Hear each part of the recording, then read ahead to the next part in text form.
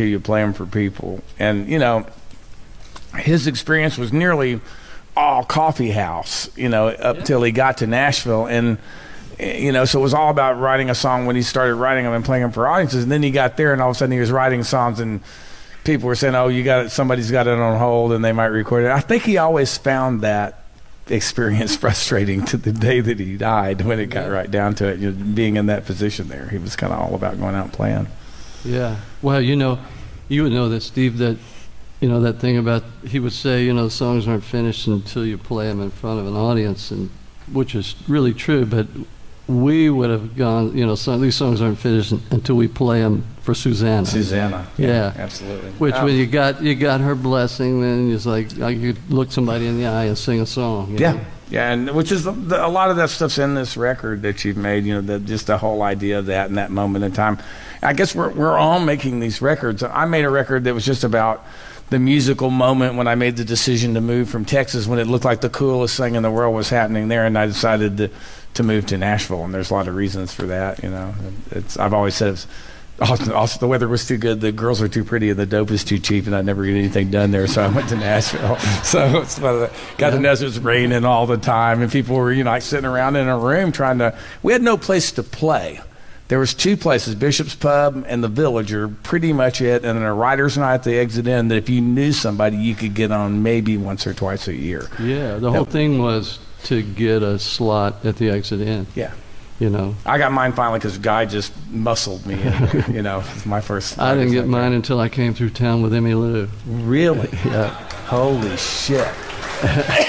And I played the gig under protest. Yeah, did you?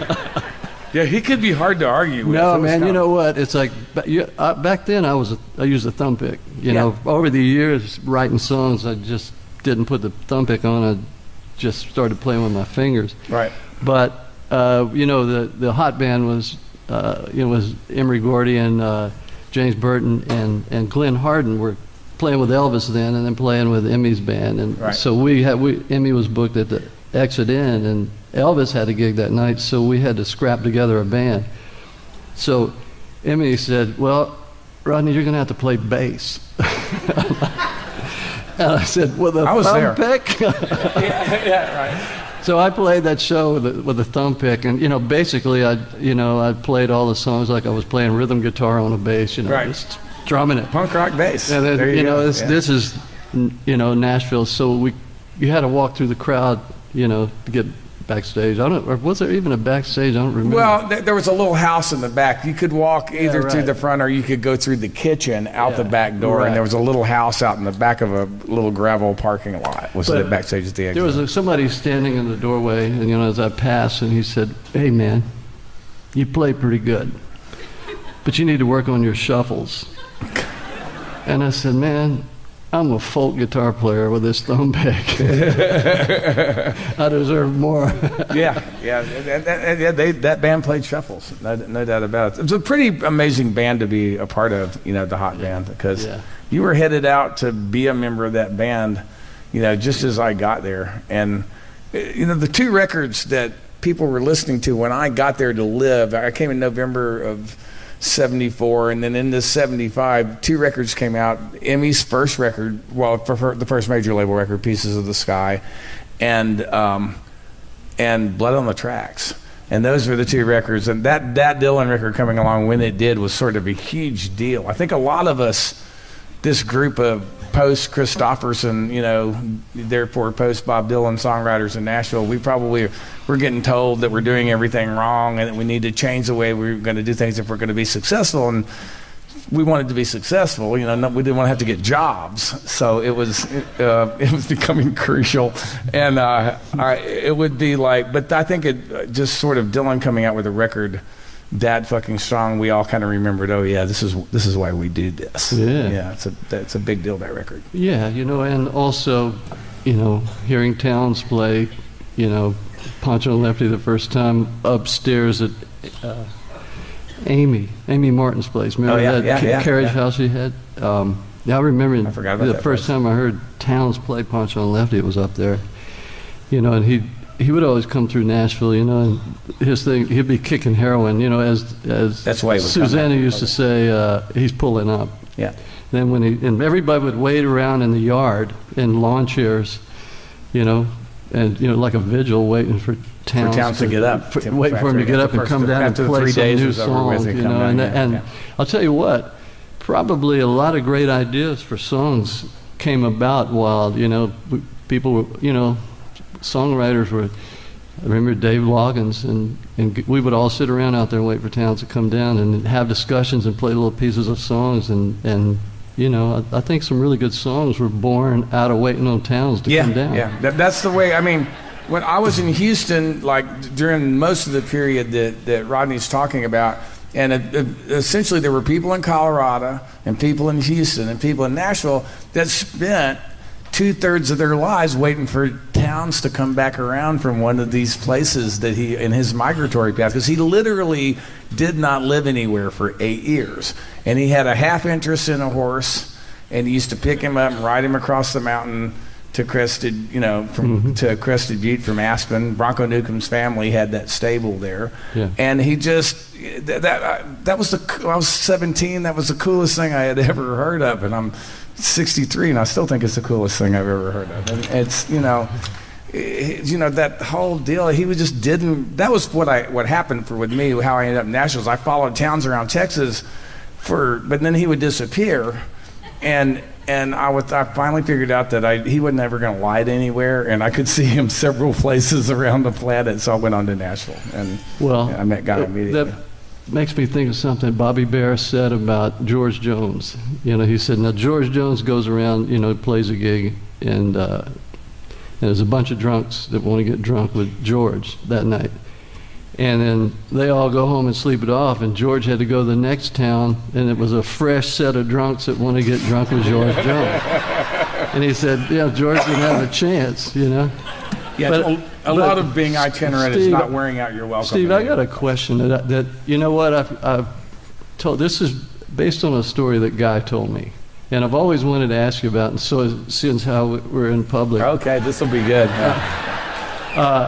Because the main reason I never asked you about it, because I didn't really know if it was true, and I thought if it's not true, I want to go on believing it's true, but at the same time, I want to know if it is true. Sure. And this is from Guy. He said to me, Steve was, when Townes had that farm down around Franklin, he said, and Guy told me, you told this story, that you had a new pistol, a new 6-shooter with a spinner, what do you call it? A revolver. Yeah, revolver. You tracking She said I had a new pistol? Yeah, you tracking this story yet? Keep going, and I know the story, and this story gets told a lot, and nobody was there but me and Townes. But go yes. It's like, and this is so, well, you get the final say, but this is how it was told to me. You had a new pistol, and you were showing it to Townes, and you kept saying, man, isn't that a fine pistol? And Townes said to you, according to Guy, see, what do you know about pistols? Whatever you told him that you knew about pistols. And he said, I'll show you what I know about pistols. He opened up the revolver, took out 5 bullets, put one back in, spun it, and clicked it. Yeah. And he said, you know what else I knew about pistols? Spun it again, clicked again. Here it is, man. Is that a true story? What's not true about it is it was Townes' pistol, and okay, that's just for starters. And that's just what Townes had, and Guy probably knew this at one point, but it's really easy he could have forgotten it. Townes had a .357 Magnum Ruger single action revolver. He had it when I met him in 1972. He used to carry it with him when he rode across. Being a cowboy, he had to have a 6-shooter. And I don't know where he got it, but he had that. And he also had a muzzle-loading rifle that he had built from a kit. Now, he'd given that to me, and I owned it by the time the story that you're talking about happens. When Townes lost his horse and quit going to Crested Butte, and he got banned from Crested Butte, and he settled in Clarksville, and which is this ritzy neighborhood in Austin now, and it was a ghetto then. Yeah. And he was there for a while. And that's where you see him, if you've seen Heartworn Highways, when he gives the guided tour of the little strip of trailers that he lived in.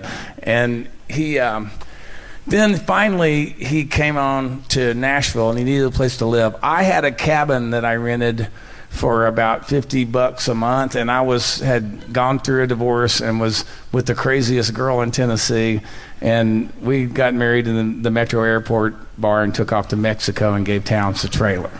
And of course you did. So Townes, I retained driveway rights and to the trailer. So when I'd come back I'd commute from San Miguel Allende to Nashville to pitch songs, which was a long commute, but it made sense in my life at the time. And I'd come back and I'd park in the driveway and I'd hang out. Now I'd become a little bit of a gun nut, and I didn't have any money, but I bought a few guns here and there, and I had maybe a bolt action rifle and a lever. Townes had a lever action rifle, that pistol, and I had his old muzzle loader, but he had a Marlin, yeah, but Marlin did he click? Yes, he did. But the way it came down is it's been told as him giving me a lecture about guns. I just written The Devil's Right Hand, and that's what freaked him out. I had a song about guns, so he thought maybe I was going over the edge. But I'm always telling people that people say that's a gun control song, but when I wrote it, I had a whole trailer full of fucking guns. But he walked in with his gun, and whether it was meant to be a parable or not, I don't know. But I was in the trailer, I was in his cabin, he walks in, and he gets the pistol out, and he lays it down for a second. I said, "Oh, you still got that Ruger?" And he goes, "Yeah." And he goes, I said, "Can I see it?" And he said, "Sure." And so I looked at it, I said, "Well, fuck, it's loaded." And I unloaded it, and he goes, "Put the shells back in it, man. Put them back in." And I started to reload the gun, and it was against my better judgment.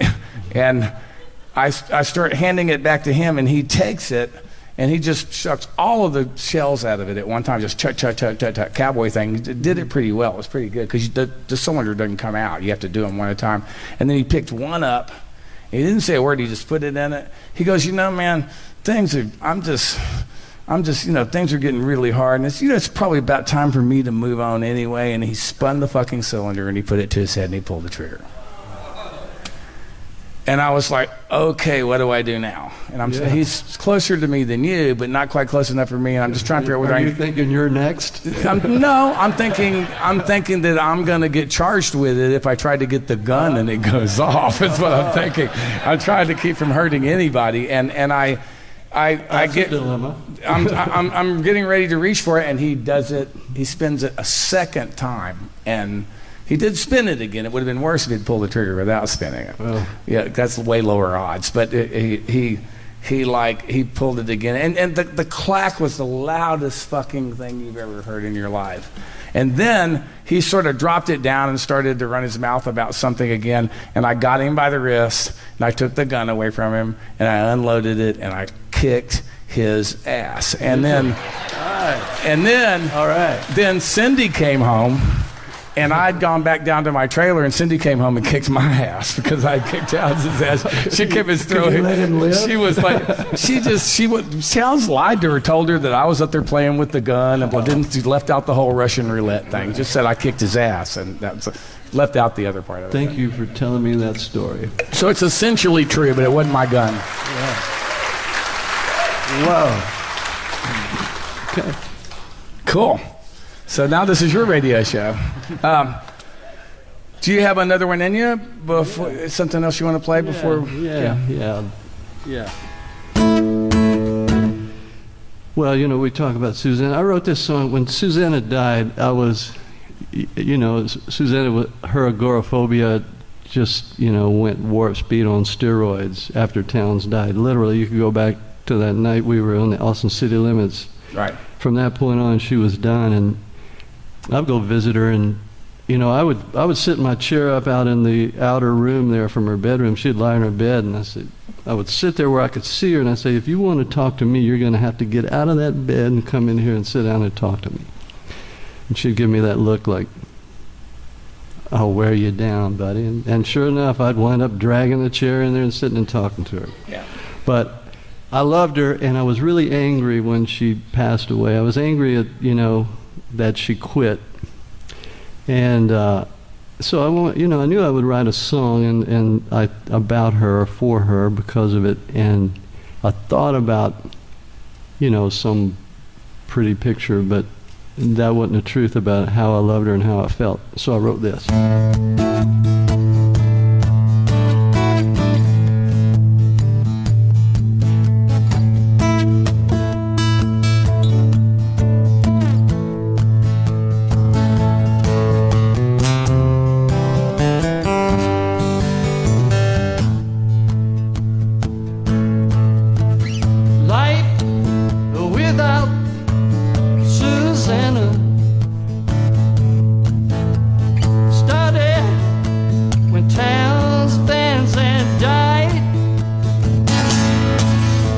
From that day on, she hid out undercover. Her Percocet and cigarette along for the ride. She made the bed inside her head a shelter. Each new day a sliver through the blinds. I tried tough love, tenderness, and anger, but nothing pierced the fortress inside her mind. The first time I saw her, she threw me that smile. Your angel of mercy, East Texas style. A poet in gingham, an assassin in jeans. The most near perfect woman I'd ever seen. She was hardly routine. Life without Susanna troubles me in ways hard to express. As she withdrew, I grew distant and judgmental. A self-sure bastard and a stubborn bitch locked in a deadly game of chess. The upside of my status, a cut above the rest.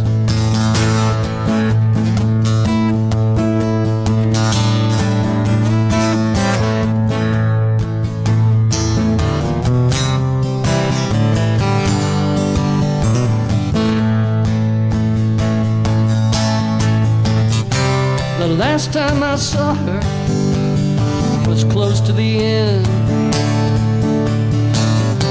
I cried like a baby for the shape she was in. No lipstick or powder to soften the tone.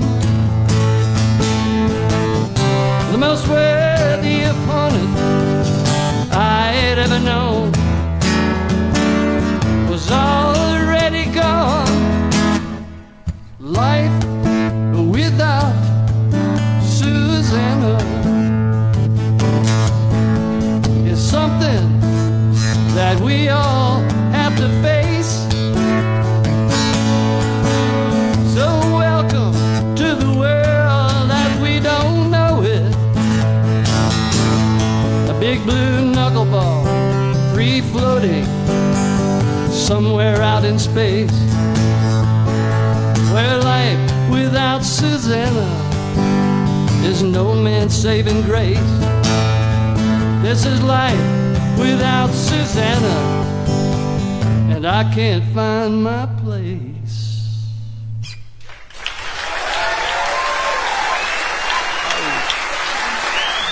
Good. Thank you.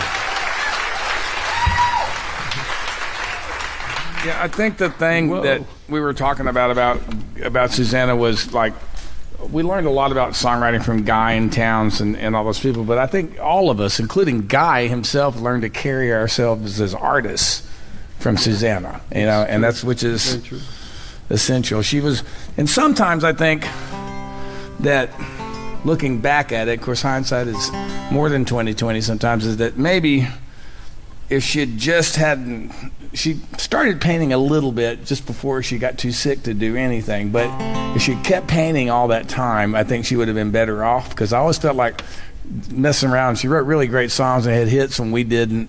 And then, but she was slumming, because a painter's like, that's a really, really rare thing. And she was really a great painter. I love her paintings. But let me see. Can we get the guitar up? My guitar? Oh, that's the wrong one. Sorry. Hate brain damage. So I've hit that Mando switch, so we're going to have to deal with that when the time comes. I'm going to do this because this is on my last record. I thought Guy would go when Susanna did, which wasn't thinking clearly, but he outlived her by quite a spell, and because it sort of disconnected. And I think,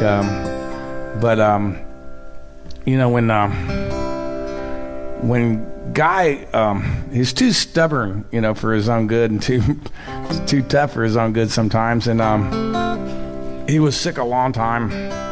Too mean for my good. Yeah, he could be mean. And but when Guy finally passed away, we had a wake in Nashville, and it was the last thing that my great teacher said to me was I visited him in the hospital, and he was. I'd been going home a little bit more often, and I'd stop by on the way to the airport. So a lot of people thought it'd be nice to get him some barbecue, and it was like, he said, I went and I didn't expect to get anything to eat. I was just on my way to the airport, but everybody was sort of standing around. I think he was playing possum because he was tired of talking to people. And I walked over to the bed, and I said, Guy, how was that barbecue? And he said, pork. Because Guy was from Texas, and he was in Tennessee 40 some odd years, and he never accepted pork as proper barbecue. So the last thing that my teacher said to me was pork. And then I went home, and a few nights later I got a call from Rodney, and he said he didn't think he was going to get through the night. And then the next morning I got a text that just said gone, and went back to Tennessee, and we had a wake, and there were 50 or 60 people there, and all these kids had been writing songs with that I'd never met, and it kept him writing. We have some songs that we wouldn't have otherwise, and I learned something from that, and I've been going there and writing with some of these guys since then. And then when it was all over, we cried and we sang some songs, and when it was over with me, Rod, and Sean Camp, Guy's girlfriend, Dawn, Berlin Thompson, McGuire, and Jim McGuire, and Tamara Saviano. And we got on a tour bus, and we took Guy's ashes to Santa Fe, New Mexico. And we got there the next evening at sunset, most beautiful land-based sunset I've ever seen. I give Guy full credit for it. And then Lyle Lovett flew in, and Robert Earl Keen, and Joe Ely, Emmy Lou Harris, Jack Ingram. And we sang some more songs, and we cried some more. And when I got home, I made this up.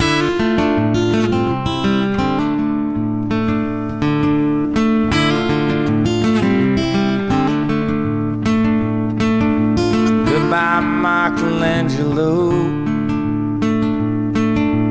ain't no trouble where you go, ain't no pain to burn you blind, just enough to draw a line. Goodbye, my soul fairly well, gone to heaven, been to hell, maybe just New Mexico. Goodbye, Michelangelo.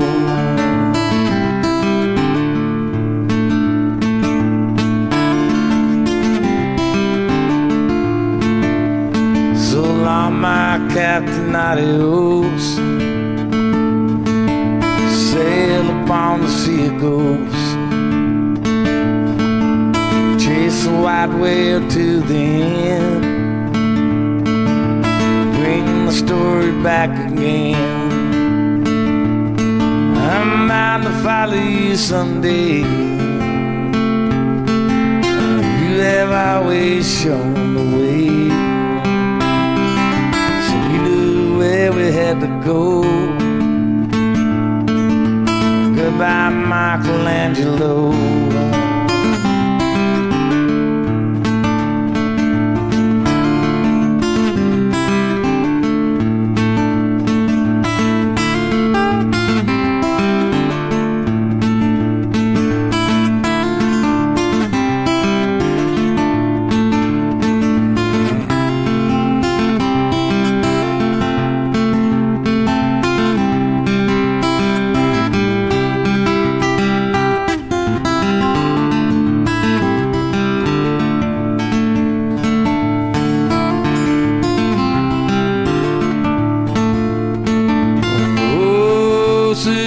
minute don't you cry, he'll find you by and by, just like he did before.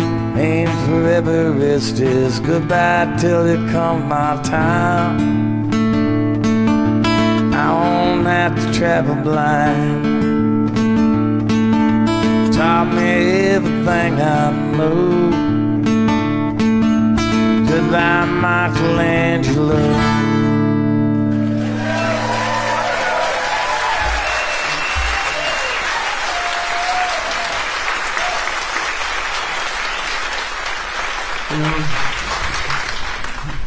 Pretty song.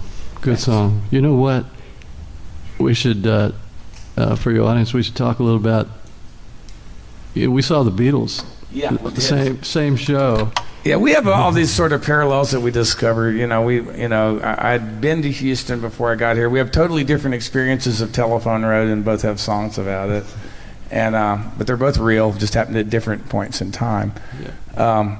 But we discovered, I went to see the Beatles when I was, 10.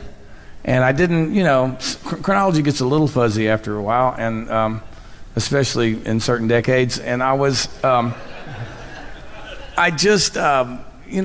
don't know why it came up. I think I knew that you'd seen the Beatles. I think I'd heard you say that. And then it just occurred to me we had to have seen the same show. You know what's key about excuse me for interrupting you, Steve, but what you're saying, we saw the Beatles, which is very much what happened. Exactly. Because we didn't hear them. We didn't hear anything. That's true. It's absolutely. We knew what those records. We knew those records, like they were part of us by the time we saw that. We knew those records like the back of our hand. And I always say that, we saw. I say we because we're telling the story, but I saw the Beatles, and I couldn't hear a note or a word they sang, but I knew, but I heard every song anyway. Right. Yeah, which was a pretty magical thing. What we discovered is that there were two shows. The Beatles only played Houston. This is when it occurred to me that after being a little bit of a nerd about it for a while and reading all this stuff on the internet about Beatles shows, I thought maybe the Beatles had played Houston more than once, but they hadn't. It was only one time. And that's when it occurred to me, and that's why I asked you that day, because I was at the Houston afternoon show. There were always an afternoon and evening show in larger cities that could support the tickets, and it wasn't. Now I was only 10, but I wasn't. There were a lot of people my age in 10, 11, 12 at the afternoon show, especially because I came over on the bus by myself. And because my aunt bought the tickets, and me and my cousin, who's just a few months older than I am, we went to the show, and my aunt dropped us off at the Coliseum and picked us up after the show. And I was 10, she was 11. That's a good aunt. Yeah, she was great. She bought the tickets. I think they were $4. She understood you. Yeah, she did. She knew it was important and that I should see it. She was the cool aunt, She was definitely that. But we discovered that Rodney thought he saw him in '64, and I said, no, I think they only played there in '65 because I nerded out, like I said. And we discovered we were not only saw the Beatles, but we were at the same show, and it was like being inside of a jet engine. You didn't really hear any music at all. It was like it was pretty. Yeah, my memory of it, and I think I'm pretty sure I was already thinking I wanted to be a musician. I certainly wasn't thinking about I was going to be a songwriter, but something happened where we were sitting up, in the bleacher side, along the side, and you could see the audience. You see the stage. We're pretty close. And McCartney came out and did this to the crowd right down in front of him, and easily 400 girls fainted. Just out. There's no hyperbole in this. This is what hand I over wanna my do. heart, flat, over the backs of their chairs, out. And in my little 14-year-old pea brain, I said, I want me some of that. That is what it's all about. Where we came from, if you didn't play football, then the guitar was kind of your only hope. It was it. It's a whole different kind of girl, but it was, yeah. Yeah, no doubt. The hoodlums would let you pass if they knew you could play guitar. Yeah, it's weird. Were you did you go around with a guitar everywhere you went, like at a pretty early Eventually. age? Yeah, I did. About before I was even out of junior. I started as a drummer. Oh, that's right. I forgot about that. Yeah, well, I was a drummer in my father's, honky-tonk band. Not any good at it, but trust me, as soon as, I discovered girls, I got a guitar where you could get up closer to the girls. Yeah, no doubt about it. So, yeah, I don't know. Houston's a pretty powerful thing. It's like, I try to explain to people, if I, especially after living in New York for 13 years, if I moved back to Texas, I'd probably have to live in Houston because it really is the closest thing to a city there. And it's bizarre. It's a bizarre place. It's like, it was the fastest growing city in the United States at one point. It has been a couple of different times. And, it shrank a little bit for a while in the 80s, and now it's growing again. Way darker and way scarier than where I was from in San Antonio, but I discovered when I got there that people in Houston were afraid of people from San Antonio. It's one of those. Well, I'll tell you about scary. I had some of my cousins that had moved, sharecrop cousins that had moved down there.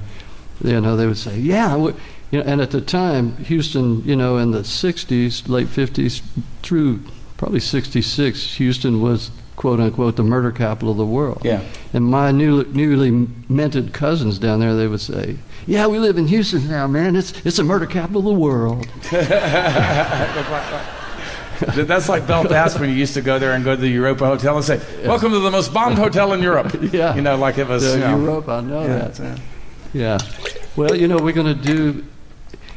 We had a conversation earlier about Brown and Root. My father went to Texas as a laborer, sharecrop farm kid with no education, and so he got hired on by Brown and Root, and at the time, this is probably in the mid 40s, he was probably making 65 cents an hour, but by the time he kind of moved up to helper, and I remember he was making about $1.38 an hour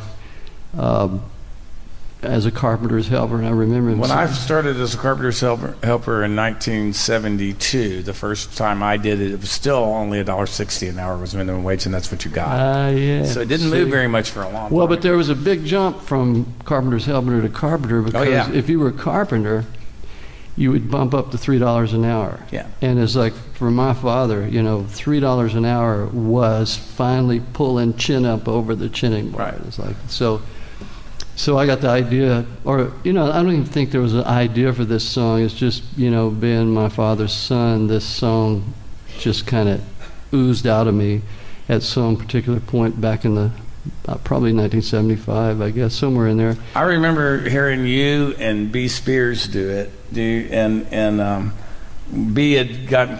B. Spears is no longer with us, but he was Willie Nelson's bass player. He and I kind of grew up, went to different schools together. His high school was the one next to mine, and we knew each other the whole time we were growing up, and worked for Johnny Bush, then Waylon Jennings, and then Willie Nelson. And he had that gig for a long time, except for one period where he broke out in a bad case of art and quit Willie Nelson to go work for Guy Clark, and discovered really quickly he couldn't afford to fly to Las Vegas to see his girlfriend anymore, and so he went back to Willie. But during that period when he was playing for Guy, you guys came into American Studios and you put down a recording of it. I'd kill to know where that recording is. Me too. It was him playing bass and you playing guitar and the two of you singing it in harmony. Yeah. And I remembered it from that. And on the Exit Zero tour, there's actually a few recordings around me, Harry Stinson, and Bucky Baxter would come down to the front of the stage and do this song together. Brown and Root was the largest construction company in the world at the time that this song that is talking about. It went on to build,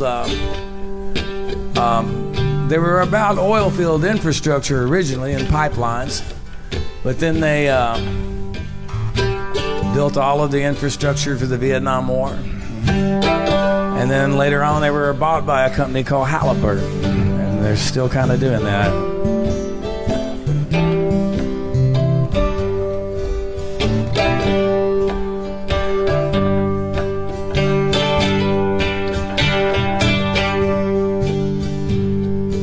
Lord, I worked my hands in wet cement for the county highway crew. I'm the middle boy from a family of 10, and poor sons of bitches we. Pa was mean when he drank, and he always drank, and he never said 2 words to me. Lord, it's hell when you're down and no one cares. It all looks like uphill down there. 'Cause you work and you slime and you smell like dirt, and you know you ain't going nowhere. At Brown and Root, Brown and Root.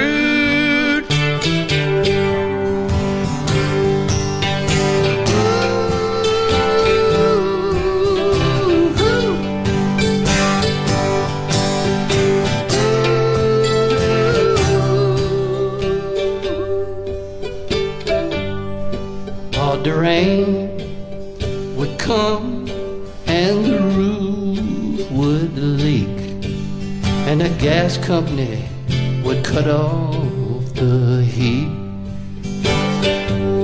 'Cause when it rains you don't work, which means no pay, which means not much to eat.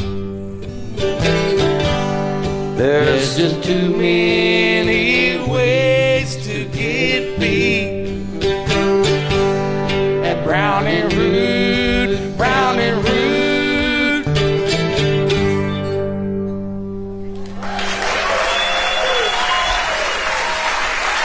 Rodney Crowell.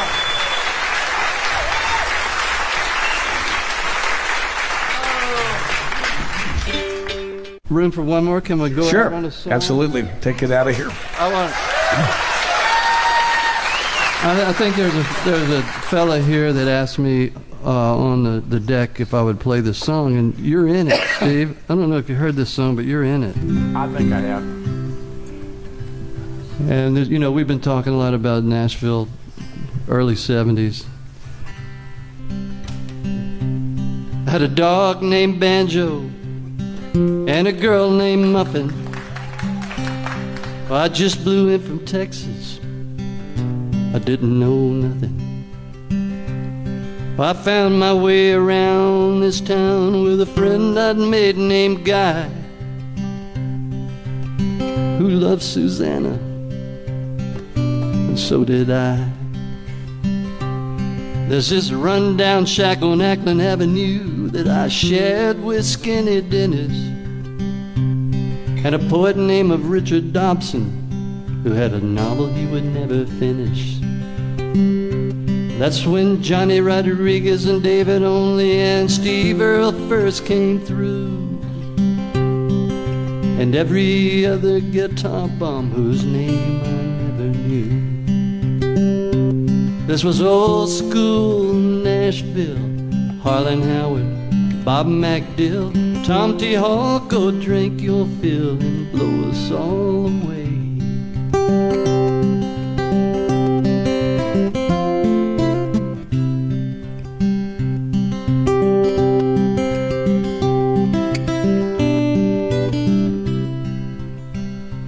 There was this tightrope walker who called herself the Queen of Poughkeepsie, who'd run away from the circus with its roustabout redneck gypsy. Now they were Townes Van Zandt fans, and they were prone to combustion. They fought like dogs in Spanish and made love in Russian. Well, I wish Newberry and Buck White could stop on by the house tonight Things are changed around here, you bet, but it don't seem no better yet. Well, I first met Willie Nelson with some friends at a party. I was 22 years old and he must have been pushing 40. Now there was hippies and reefers and God knows what all. I was drinking pretty hard, and I played him this shitty song I wrote and then puked out in the yard. Old school Nashville, Harlan Howard, Bob McDill, Tom T. Hawk, go drink your fill and blow us all away. Rodney Crowell, live in Outlaw Country. This is Steve Earle. You've been listening to the Steve Earle Show, Hardcore Troubadour Radio in Outlaw Country. We'll see you.